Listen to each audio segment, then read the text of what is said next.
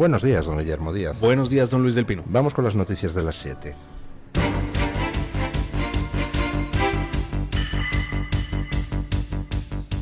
Mañanas en Libertad, con Luis del Pino.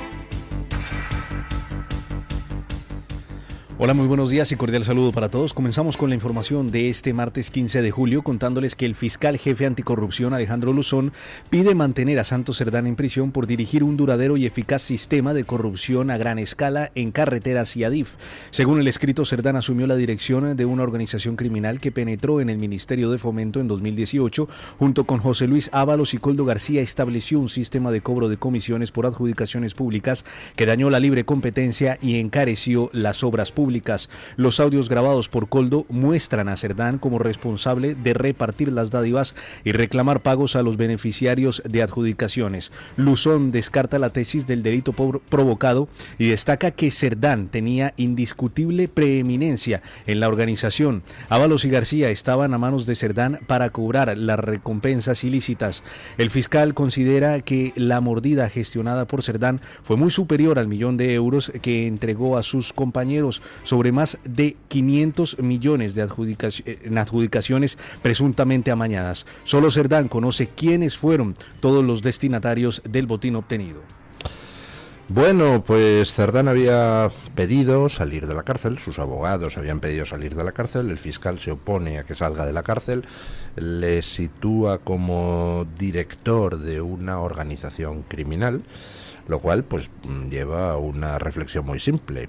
Estamos hablando de que quien era el secretario de organización del Partido Socialista dirigía, según la Fiscalía Anticorrupción, una organización criminal.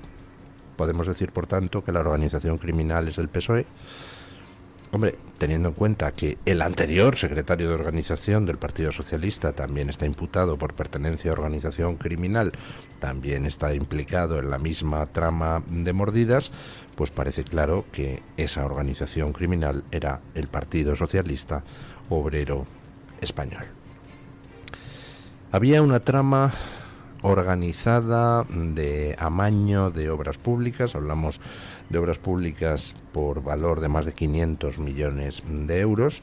Ojo que a eso habría que sumar lo que se desprende de las ventas de material sanitario y habría que sumar la trama de hidrocarburos. Esto es una especie de hidra con múltiples cabezas y una de las cabezas es la concesión de obra pública, que es en lo que se centra en estos momentos la causa contra Cerdán a raíz del informe de la UCO. Cerdán está intentando distintas cosas, pero básicamente su línea de defensa se centra en decir que en realidad no hay delito ninguno por su parte, que todo lo que aparece en los audios y en los mensajes de Coldo García en realidad era una provocación al delito, porque Coldo García era en realidad un agente encubierto o alguien que trabajaba para la Guardia Civil y más en concreto para la UCO. Vamos, básicamente lo que Cerdán está diciendo es: no es verdad que yo fuera corrupto, aquí lo que había era un señor que trabajaba para la Guardia Civil y entonces montó todo esto con apariencia de trama criminal para pringarnos. Básicamente es eso. Pero claro, esa tesis pues tropieza con algún obstáculo. Por ejemplo, el hecho de que el contrato por el cual Santos Cerdán adquiere el 45% de la empresa navarra Servinavar implicada en toda la concesión fraudulenta de obra pública, pues existe. Fue encontrado en la casa de Anchón Alonso, el amigo de Santos Cerdán, y los intentos de Santos Cerdán y de Anchón Alonso por decir que ese contrato realmente no tenía ninguna validez y que bueno, era una especie de borrador, pues son bastante ridículos. De hecho, el fiscal dice en su escrito que justo eso, es decir, el hacer un contrato, mantenerlo en privado, sin elevarlo a público, tal, que es casi un manual de ocultación, de las comisiones ilegales, vamos, que es un arquetipo de cómo hacen los corruptos para poder ocultar que están siendo corrompidos. Vamos a ver qué es lo que sucede, porque Santos Cerdán no es Koldo, no es Ábalos. Son personalidades bastante distintas. Por lo que yo he podido indagar, pues Santos Cerdán tiene una personalidad bastante más complicada que la de Ábalos. Ábalos es un tío, pues hombre, que todos le vemos y vemos que tiene más cara que espalda, que efectivamente parece un corrupto por todas las informaciones que hemos ido conociendo. Parece un corrupto a gran escala. Koldo parece un chico de los recados, parece el que tenían ahí para brujulear de un sitio a otro, siempre moviéndose en esa zona oscura entre la cloaca y las fuerzas de seguridad, entre la cloaca y la política. Alguien que estaba como en la sombra, pero que luego al final pues se encargaba de muchísimas cosas. Santos Cerdán es un perfil distinto, no es Ábalos, no es alguien simpático, no es alguien, en fin, que dentro de lo corrupto pues parece así un poco torrentiano. Vamos, que te podrías ir a tomar una cerveza con Ábalos y seguro que te reías un montón. Santos Cerdán es distinto, bastante más siniestro. Por lo que yo he podido ver, por lo que me han contado de la época, de su época de infancia y juventud, no demostraba ser precisamente muy buena persona ya cuando era joven. Vamos, que tiene bastante peligro. Y por tanto, vamos a ver cómo reacciona ante el hecho de que Sánchez pretende que se coman el marrón Cerdán y Ábalos. Lo mismo con Ábalos se puede negociar más.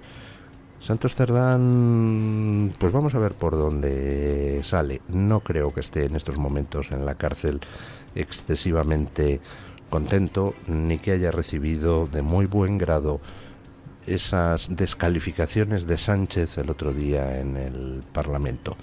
Veremos cómo responde y luego veremos en concreto una información pues un poco rara que se publica hoy sobre Santos Cerdán, pero bueno, eso en su momento. Por lo pronto ayer la noticia bomba fue esa especie de acuerdo que han cerrado Pedro Sánchez y Salvador Illa para conceder una financiación especial a Cataluña, es decir, para quitarle dinero al resto de comunidades autónomas y dárselo al separatismo catalán en sus distintas vertientes, incluyo dentro del separatismo catalán al Partido Socialista de Cataluña. Ayer se produjo ese anuncio de un acuerdo y hubo un enorme escándalo. Vamos con ello. Pedro Sánchez pactó con Salvador Illa una financiación regular para Cataluña que impone un nuevo modelo autonómico al resto de España. El acuerdo permite que la Generalidad recaude, gestione e inspeccione todos los tributos en Cataluña y luego entregue una parte al Estado por servicios y otra como cuota de solidaridad. Todas las comunidades autónomas del régimen común rechazan el pacto y lo califican de contrario al espíritu de la Constitución. ERC avisa que no aceptará ninguna tutela de la agencia tributaria estatal. Junts rechaza de plano el acuerdo y lo califica de tomadura de pelo de Sánchez a ERC. El documento requiere reformar la ley orgánica de financiación de las comunidades autónomas con mayoría absoluta en el Congreso, algo muy lejano por el rechazo generalizado. Las comunidades del Partido Popular y también las socialistas como Asturias y Castilla-La Mancha se oponen al modelo. Los gobiernos autonómicos populares denuncian que se rompe la caja común a la medida de los secesionistas, mientras se recentraliza eliminando la autonomía fiscal. El pacto es producto de los acuerdos del PSOE con ERC para la investidura de Sánchez y también la investidura de Salvador Illa. Bueno, vamos a ver, hay muchas cosas que comentar sobre este tema. Por supuesto, el principio en el que se fundamenta todo ese acuerdo es absolutamente indignante. Es conceder a Cataluña pues una especie de cupo similar al País Vasco y a Navarra, con un problema, y es que el cupo de Navarra y el País Vasco es una estafa para el resto de los españoles, estafa que se traduce en que para sanidad o educación, por ejemplo, Navarra y País Vasco tengan muchísimo más por habitante, pero vamos, hasta el doble de dinero que otras comunidades autónomas. Se nos está robando año a año desde Navarra y el País Vasco con la estafa del cupo. Pero Navarra y el País Vasco son una parte pequeña del PIB español. Cataluña no. Cataluña, después de Madrid, es la comunidad autónoma con mayor porcentaje de PIB.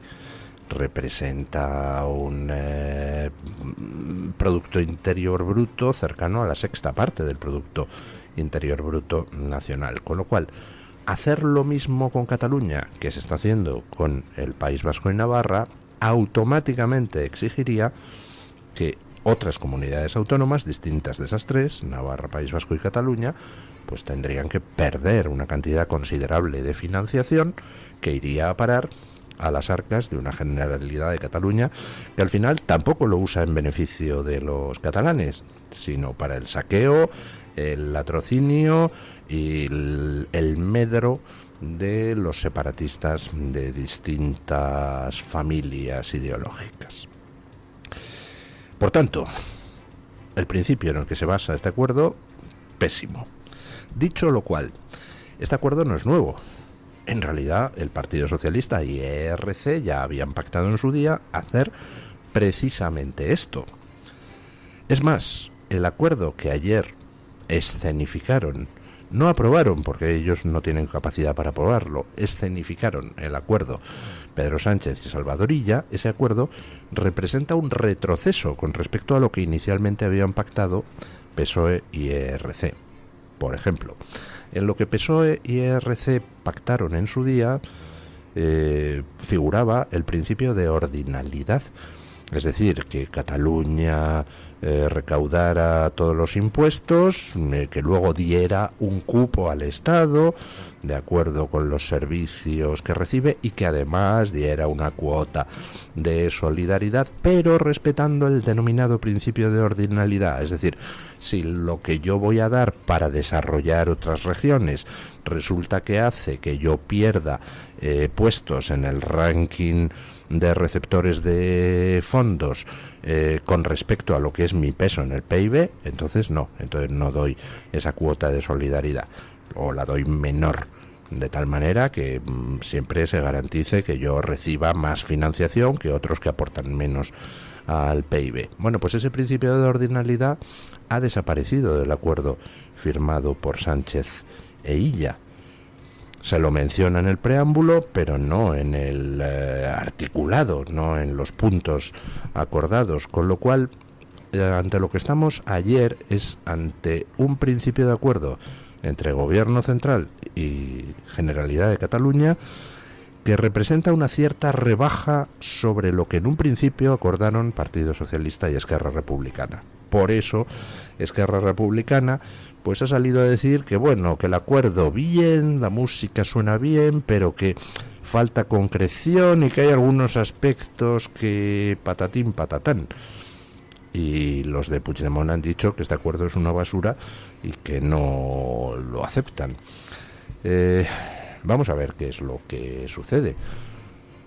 Estamos ante un acuerdo que tiene que pasar por el Parlamento, tiene que ser aprobado como ley orgánica, y no parece que en estos momentos cuente Sánchez con la posibilidad de poder recolectar los votos necesarios para sacarlo adelante. Lo cual, por cierto, plantea una cuestión interesante.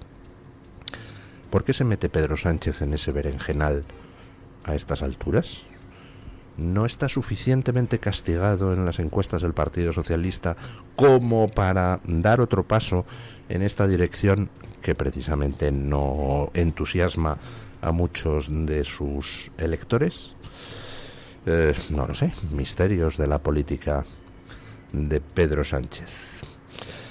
Bueno, seguimos con corrupción, porque ya vimos ayer que Koldo García, entre las grabaciones de las que dispone y que entiendo todavía no están en manos de la UCO, pues tiene grabaciones que implican a Pepe Blanco pidiendo favores para una empresa, pero también tiene grabaciones que implican al número 2, hasta ahora, hasta que dimitió, número 2 de Marlaska en la compra de mascarillas. Escuchen.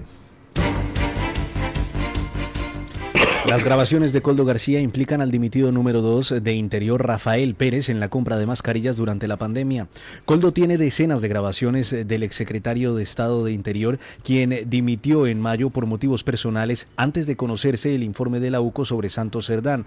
Fuentes aseguran a The Objective que la dimisión fue forzada y que Pérez ya sabía del nuevo informe que le implicaba. Entre octubre de 2020 y febrero de 2021, Koldo y Pérez se reunieron al menos 7 veces. Pérez fue responsable de un contrato del 20 de abril de 2020 para comprar 1 millón de mascarillas por 3,5 millones de euros a la empresa de Víctor de Aldama.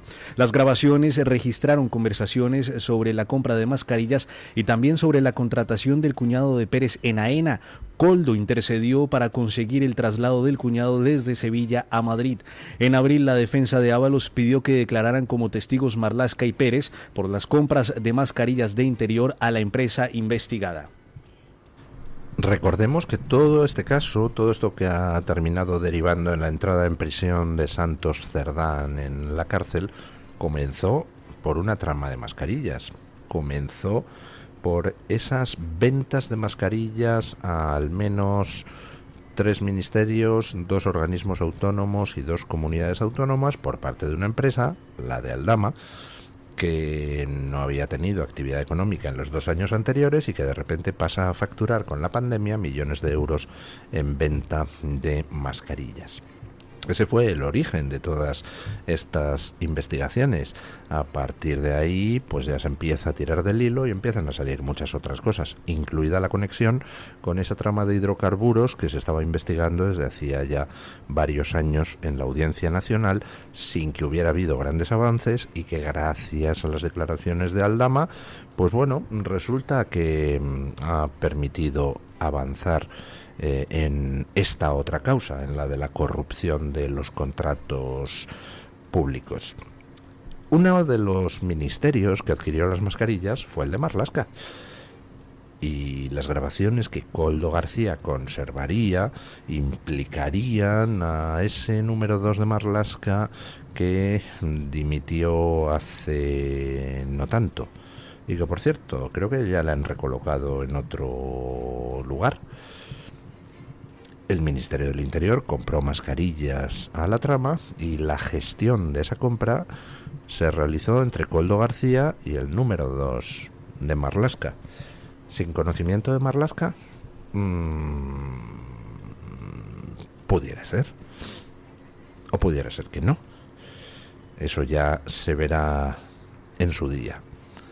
El caso es que The Objective está filtrando una serie de conversaciones que Koldo, al parecer, guarda. No se han filtrado las conversaciones en sí, sino el contenido, con lo cual imagino que lo que se está produciendo es filtración por parte del entorno de Koldo García hacia The Objective de, pues mira, tenemos una grabación que apunta a esto, tenemos otra serie de grabaciones que apuntan a este otro señor, etcétera, etcétera, etcétera. ¿Son avisos de Koldo García? Pues puede ser. No tengo ni idea. Imagino que cada uno de los 3 principales implicados en el tema, Koldo, Ábalos y Cerdán, pues tiene su propia estrategia. Ya hemos comentado en otras ocasiones que en concreto, pues Ábalos al parecer estaría negociando colaborar con la justicia a través de su abogado, que habría hecho llegar a la Fiscalía Anticorrupción alguna indicación en ese sentido. Vamos con una noticia rara. Todos los días, pues al hacer el guión del programa, pues analizamos lo que aparece en distintos medios, seleccionamos lo que nos parece más importante y de vez en cuando pues topamos con noticias extrañas. Esta es una de ellas. Una noticia que no he visto en ningún medio salvo en el nacional.cat. Escuchen y ahora les pediré que me ayuden a ver si alguien tiene alguna clave para interpretar esto, que es rarísimo. Los mozos de escuadra detuvieron este domingo en Gerona a un hombre ruso de 43 años buscado por terrorismo por el Kremlin. El sospechoso se escondía en unos apartamentos turísticos y tenía una orden internacional de detención emitida por Rusia. Se enfrenta a una pena de 15 años de prisión por delitos relacionados con terrorismo y pertenencia a banda criminal, según las autoridades rusas. La detención se produjo ayer a media mañana tras recibir una alerta sobre su presencia en la zona. Los agentes perimetraron el área y entraron en el apartamento con máxima seguridad por los antecedentes del sospechoso. Fue localizado y detenido sin oponer resistencia. No constaba en ningún registro oficial de alojamiento. Tras comprobar que la orden europea de detención estaba vigente, fue puesto a disposición del juzgado de la Bisbal. Ahora será entregado a la Audiencia Nacional, que decidirá sobre su extradición a Rusia. Noticia ciertamente extraña. El domingo detienen los mozos de escuadra en Gerona a alguien, no sabemos ciudadano de qué país, intuimos que será de algún país del este, que está reclamado por la Rusia de Vladimir Putin por terrorismo y pertenencia a organización armada.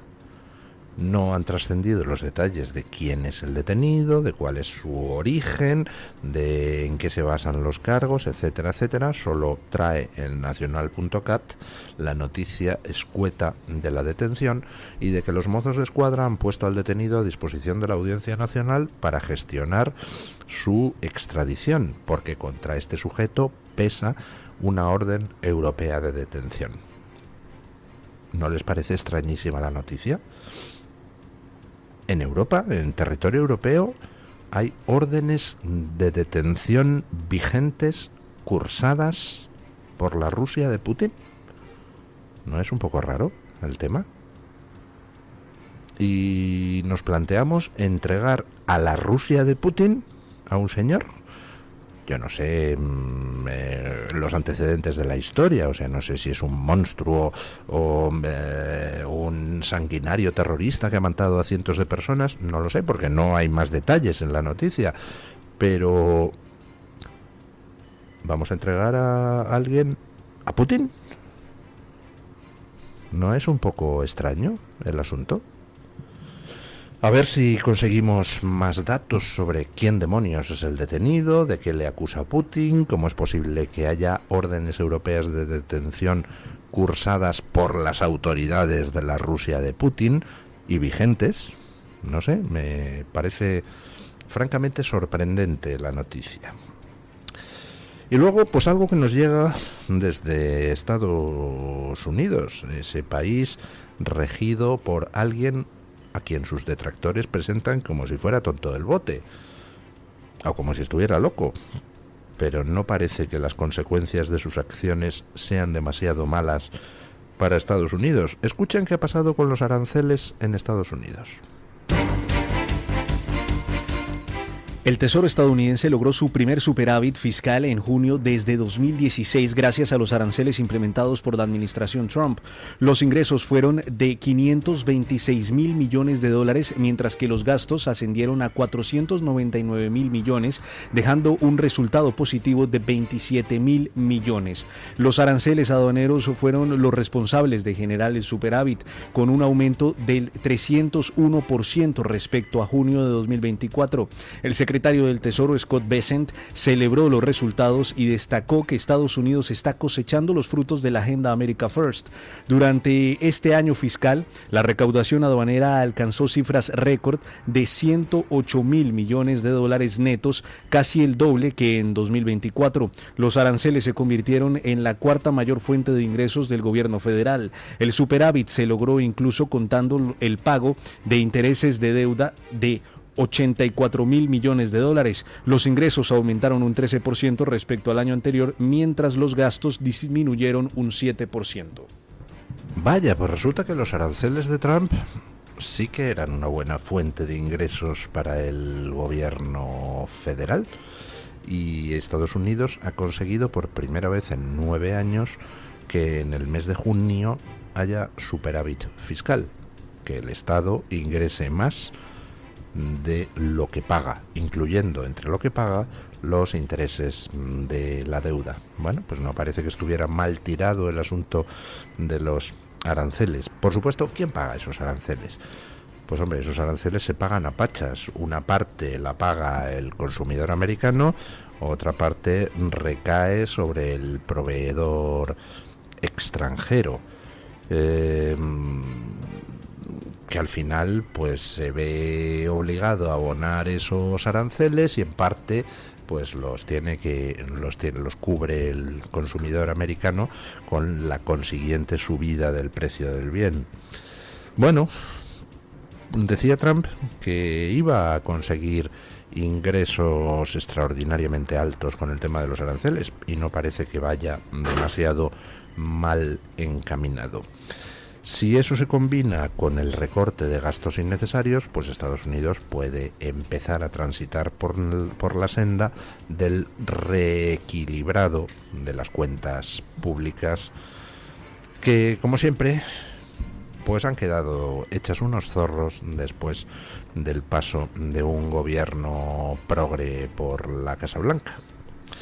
Bueno, vamos con la noticia de interés general con el Banco de Santander.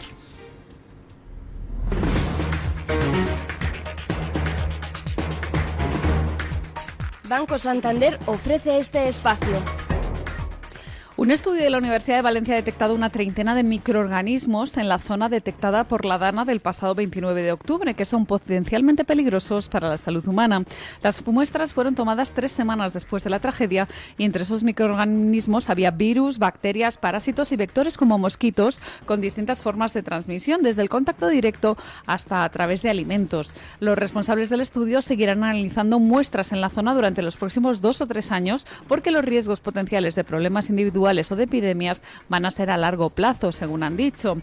Los resultados de este estudio, publicado en la revista One Health, servirán para facilitar las labores de diagnóstico en hospitales, así como ayudar en la mejora de infraestructuras y protocolos de actividades de prevención. Banco Santander ha ofrecido este espacio. Mensaje de Marga para sus jefes. Oye, chicos, que muchísimas gracias por todos estos años juntos. Pero me lo voy a montar por mi cuenta, ¿vale? Que como siempre me decíais que llamándome Margarita me pegaba a tener una floristería, pues os he hecho caso. Me he lanzado y ya tengo el local. Se va a llamar De Flor en Flor. Cuando sabes que ha llegado el momento, estamos contigo. Descubre todo lo que te ofrece el Santander para impulsar tu negocio desde 0 euros al mes. Promoción válida hasta el 20 de enero de 2026. Consulta condiciones en bancosantander.es. Cuando lo sabes, lo sabes.